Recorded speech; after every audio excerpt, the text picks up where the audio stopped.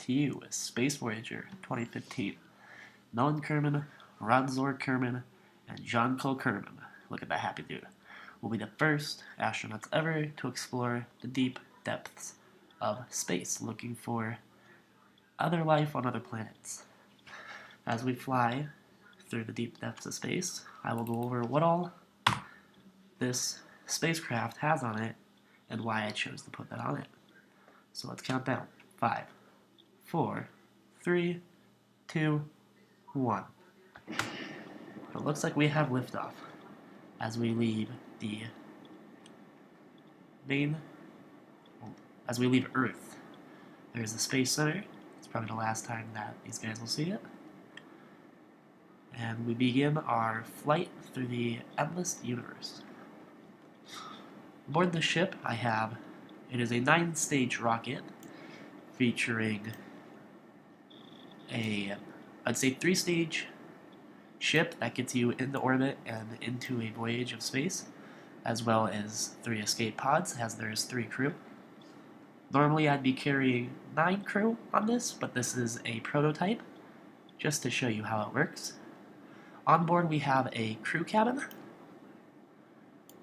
We also have a scientific laboratory, a crew lander, so a landing pod, and struts for landing. We also have lights and solar panels on this. We also have scientific data, things up here for research. We also have mystery goo. We have things that would be essential to the science lab for once we get into the deep depths of space. And all this is a big rocket, but it does the job of getting the crew into space. And in a second, once we run out of fuel in these first stage of booster rockets, we will begin our pathway into orbit.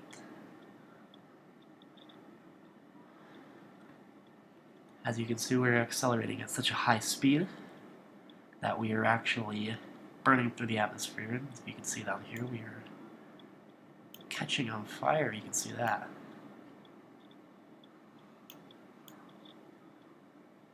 Hopefully this video is not laggy.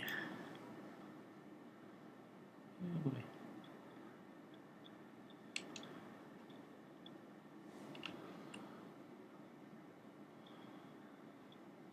Kind of doing a wobble now. This is kind of bad. There we go. We are exiting the atmosphere. And get the heck away from these.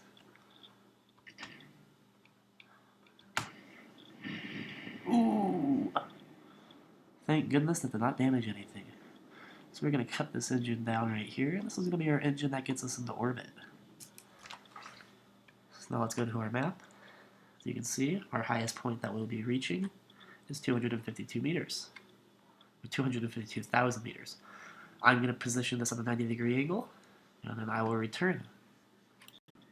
Ladies and gentlemen, we are back as we begin our final stage to getting into orbit.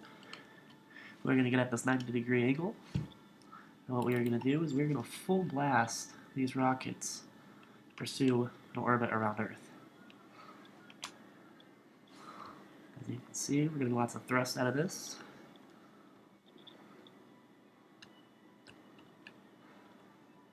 Let's get there on that line. As you can see, it's going to start to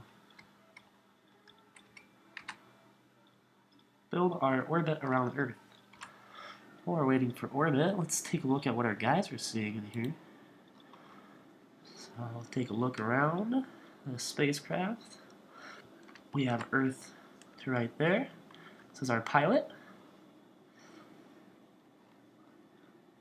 So all you need pretty much is 3 crew members. You need a pilot, you need a navigation specialist, excuse me, and you also need a scientist on board to get a successful mission. So we take a look around in the spacecraft some more.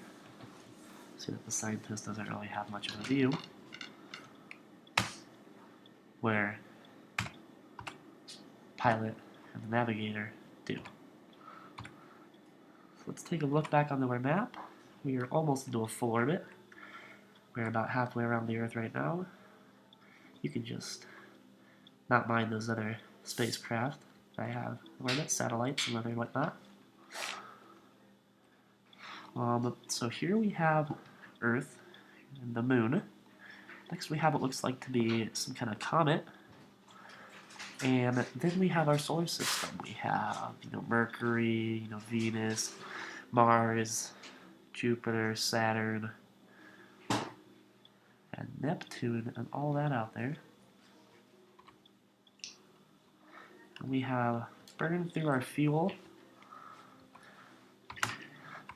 So next we're going to pursue on to our next fuel tank.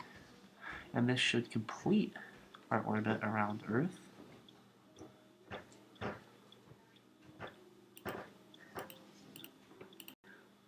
Ladies and gentlemen, it seems like we have made a full orbit around the Earth as we are progressing on. What I have done is I have extended the solar panels of our spacecraft. Now, whatever kind of research the scientists may need to do, they'd always have these solar panels, and these solar panels could recharge the rechargeable battery packs. In all, no matter where you go, it's pretty much going to be sun, and that sun will be able to power the electronics through these solar panels.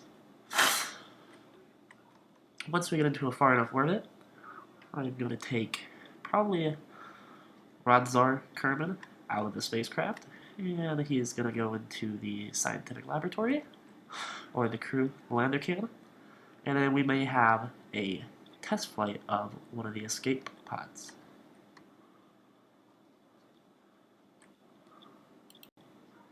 As we are now cruising away from Earth, we can now see the moon in full view. I am just about ready to send one of these fellow crew members on an EVA out in the middle of space. Let's see where we're going. Oh, look at that. Oh, dang. It's like 0 to 100 real quick with that orbit that we're setting right here. And this will hopefully get us out into the sun's orbit. Once in the sun's orbit, it's very easy to explore the deep depths of space. Would you look at that? Look at this mighty ship. And it seems like we are out into that orbit now. We are growing larger into a bigger orbit. Okay. Now what we're going to do is we're going to take Melon Kerman.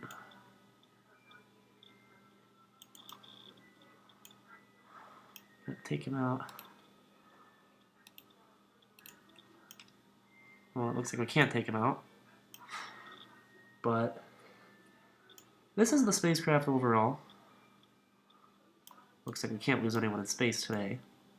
But I can give a test demo of what one of these smaller aircraft would have looked like.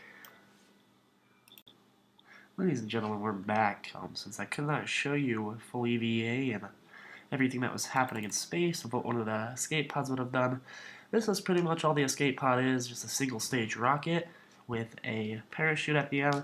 It will not get the astronauts that far here on Earth. However, it'll get them pretty far in space. So, just blast this rocket off up right here. And it's not the fastest rocket, but as you can see, it does get thrust. I'm going to fast forward this a bit and get higher, and then we'll do an EVA maybe with Benjamin Kerman. Ladies and gentlemen, we're back, and just to show you how far you can get with a single stage rocket on just a little bit of amount of fuel. I'm going to send Benjamin Kerman a little EVA. There he is. Oh, no, oh.